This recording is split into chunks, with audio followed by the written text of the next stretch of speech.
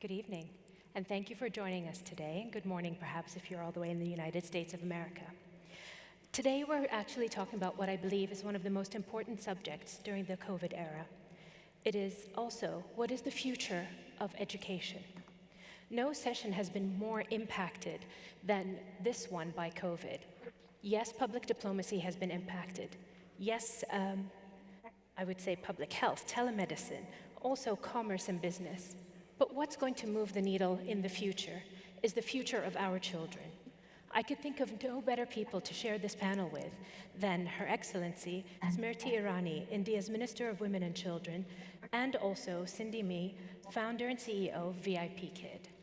I'd love to offer both of the ladies to share with us their views on the future not just of education and technology, but also what does the private sector owe the nations that it delivers its products to, and what does the public sector owe the people of its nations? I think I'll start with Her Excellency. Thank you. To understand the opportunities India can present not only to its own citizens but global citizens at large, one needs to understand the expanse of education in India. Today, we as a nation celebrate institutionalization of over 1.5 million schools in our country, which are served by over 60 educational boards of instruction. We have 248 million children in our school system, serviced and championed by 9.4 million teachers. And I must here add that of these children, 156 million children study only in government establishments. That means that a majority of our children are educated in government institutions.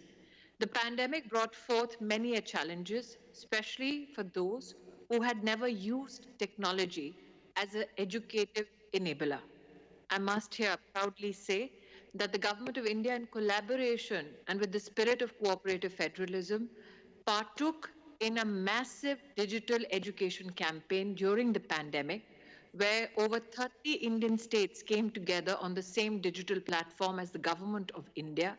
We had contributions of e-content by over 15,000 organizations and individuals, creation of 150,000 e-content modules, which was made available for children across the country, has resulted in e-learning processes wherein 18.2 billion page hits was made available only on one platform called Diksha, which was propagated by the government. Additionally, I may add that during the pandemic, our children undertook 2.7 billion learning sessions on this one digital platform. However, recognizing that each child may not be endowed by a device which can help that child access education, the Government of India reached out to volunteers, be they parent volunteers, student volunteers, or teaching volunteers across the country, specifically to reach out to those children who had no access to a device, wherein a volunteer was trained and given pen drives with preloaded content, which reached out to specially children in those segments where there was no digital reach or no digital device available to the student concerned. There was a particular intervention which was done by the government, keeping in mind those children who are visually challenged or hearing impaired. For the visually challenged, in the DAISY format, educative content was made available. Similarly, content was made available to children with disabilities across the country. However, a child or a family who was not digitally enabled had a recourse in special educators that received preloaded content on their pen drives and who singularly reached out to children with these challenges across our country. I must say, COVID was also a learning time for many institutions. The government in India did not stop the reform process in education sector during the pandemic. I'm happy to share with this august audience that after 30 years, a new education policy was brought forth, that too during a time where the world was battling a pandemic, thereby signaling to our citizens and the world at large that while we as an administration were meeting the challenge that COVID presented to us, we did not stop the reform and the policy measures that needed to be undertaken to provide a better educative prospect to our children, the future of our country. Great. And Ms. B, would love to understand from your point of view, as a representative of the private sector and your deep work in education, how has the private sector stepped up to help fill this gap in COVID? Absolutely. Thank you, Your Royal Highness, for valuing education and saying children is our future. We all should be working on this.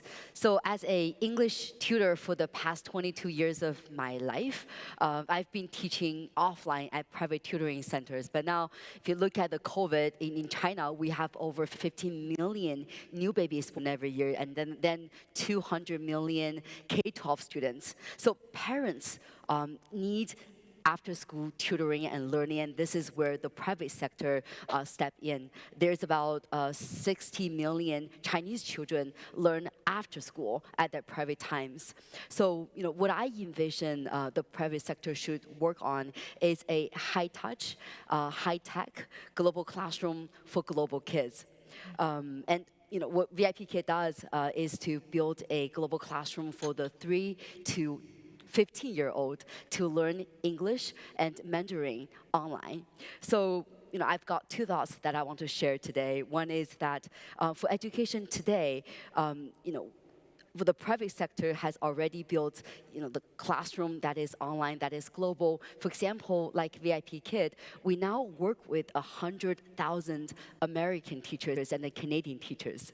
So this would never happen before, but across all the Pacific, the distance, they are working with 800,000 Chinese children from the comfort of both their homes and learn online.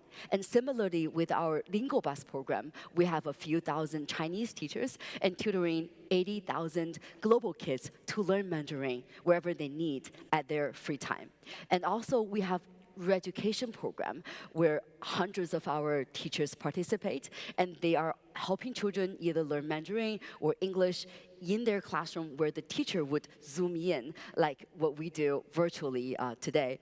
So especially last year, that's those critical moments like our North American teachers voted VIPKid as the 9th best place to work with on the Glassdoor list. And also when, in the COVID, teachers, parents, and students mail each other masks and then send each other the stay strong, stay healthy videos. That's where I felt the world has never been more connected than ever before with this high-touch element in education. And then, about the future of education, I also envision the private sector should deploy all the technology that we can, since all of us has got thousands of engineers on AI, big data, 5G, AR, and VR. So learning should be accessible, affordable, and personalized, with all the possibilities where we can have AI tutors teaching students the basic practice, and also the big data to help build up a personalized learning system. So cost can be really marginal or even no cost for children to learn for free. And then we can envision this future where learning can be 10 times more efficient, efficacious, and engaging for children. So I would like to conclude my point of view to say that a global classroom that is built for global kid to allow accessible, affordable, and personalized learning future for our children is a key, and private sector should be really working hard on this. And also on behalf of VIPKid, I would like to thank Your Royal Highness for the opportunity, and also FII for bringing us together to discuss this important topic. After all, to inspire and empower every child for the future, is our vision, and also I think that is probably the best investment initiative we can all think of to build for the future. Fantastic. Well, ladies, I'd love to also ask both of you, you've both touched on something very interesting, how technology is able to upgrade the engagement of the educator and the student and able to connect them all.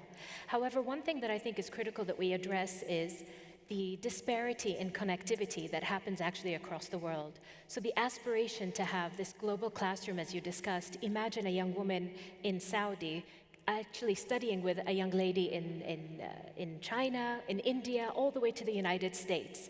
Many quite similar to what we might be seeing behind us. But who's being left out, I believe, is the ones that don't have access to the digital connectivity. And how can we solve for that? And what is the role then of government versus private sector to make sure that that digital divide doesn't actually keep growing as the future, unveils itself, not just because of COVID? Excellency, I think that governments unite in ensuring that access to devices and technology is made available, especially to those who may be dispossessed of an opportunity to educate themselves or their family members. And as a commitment to that, the government of India has ensured that we have over 100,000 villages in our country which are connected with optical fiber networks which now are intended to reach our government schools and aided institutions, including those centers where women and children gravitate for nutritional and vaccination purposes. Additionally, the Government of India plans in the next 2 years to ensure that every village block in our country is connected digitally to ensure that the services reach every citizen, especially in the rural environments of our country.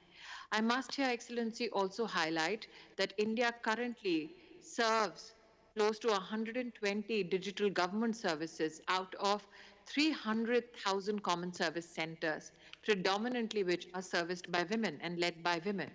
But I feel that one of the big issues that needs to be addressed is the democratization of language when it comes to content.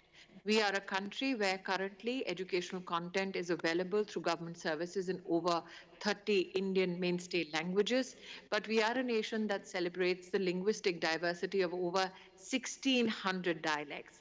So as the global community comes together and shrinks into global classrooms, one, I think, needs to endeavor to ensure that those languages that are few and far between spoken or read are languages in which content needs to be available more so.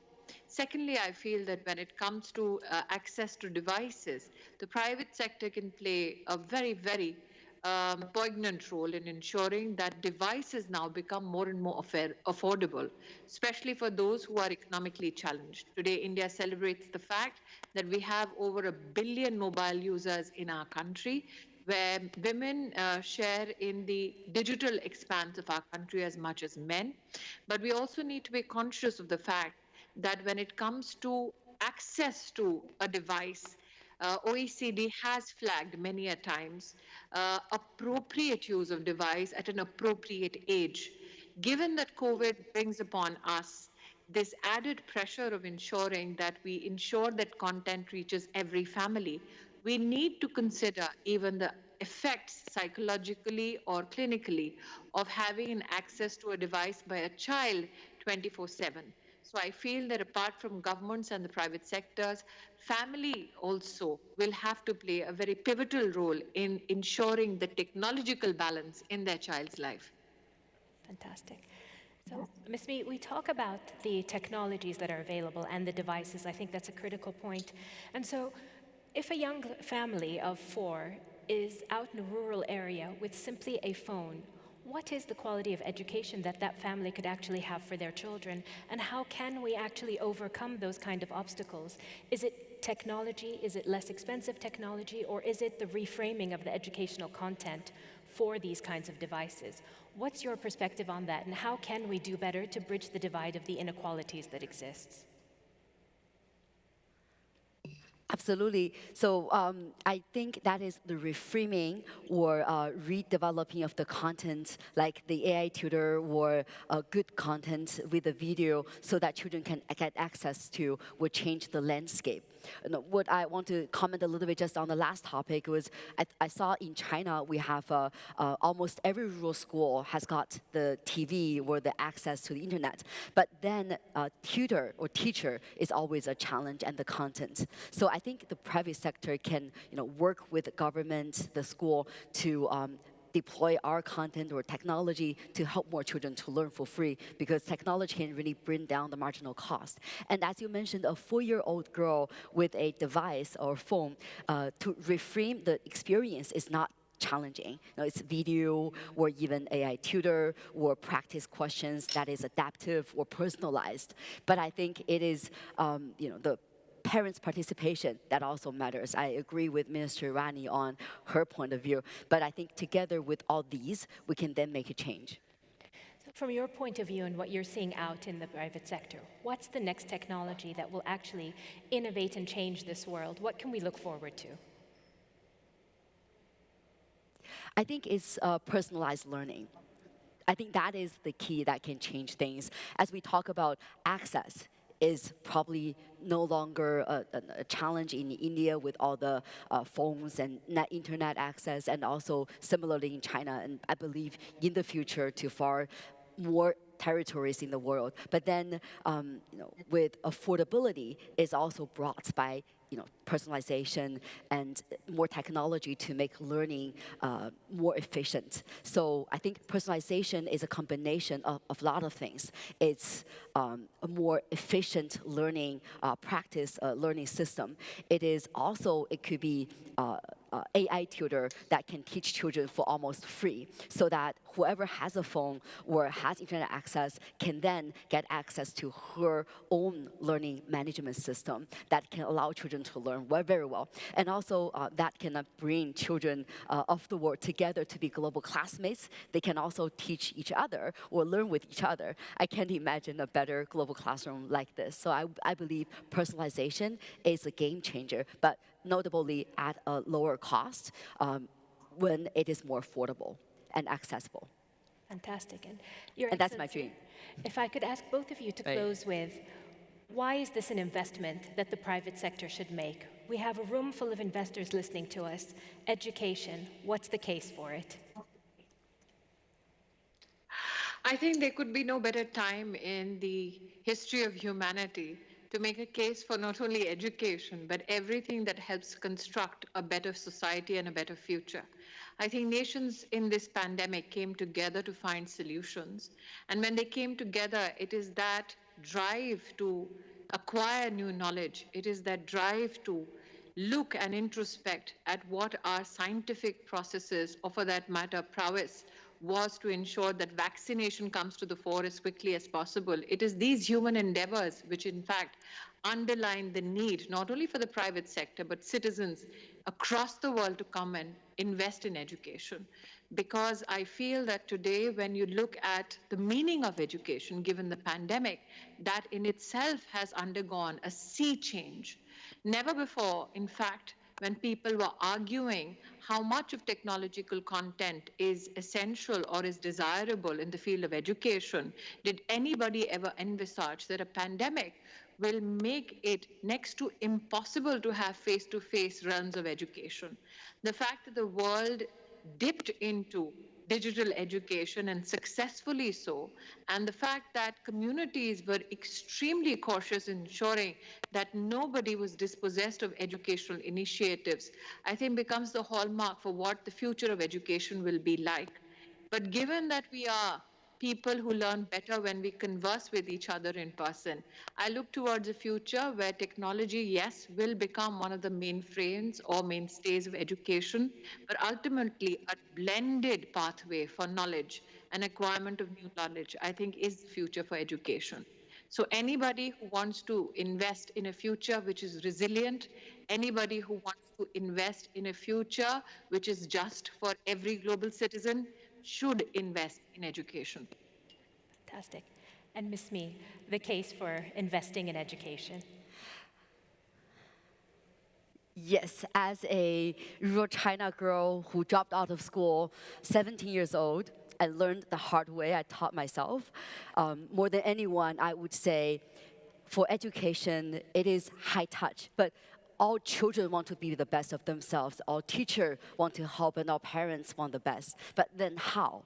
So technology with investment would make very, very much difference in the future of education, where affordability empowered by AI technology and more engagement by VR or video conferencing technology, and then I can count 100 things that can be making global online learning or technology-enabled learning very different. So I would say to empower and inspire every child for the future, we need more investment initiative in education to do it together. Well, thank you, ladies, for joining us today. You've clearly made the case that investing in education is not only the way of the future, it's also the best business investment that you could possibly make. So, ladies and gentlemen, with that, I would implore you to make sure that we do not fall into the divide of inequality through education, but with your support as the investors of the world, please invest in bridging the digital divide and helping to ensure that the young people of the future have the opportunities of those of the past, and if not, a brighter future. Thank you very much for your time. Thank you.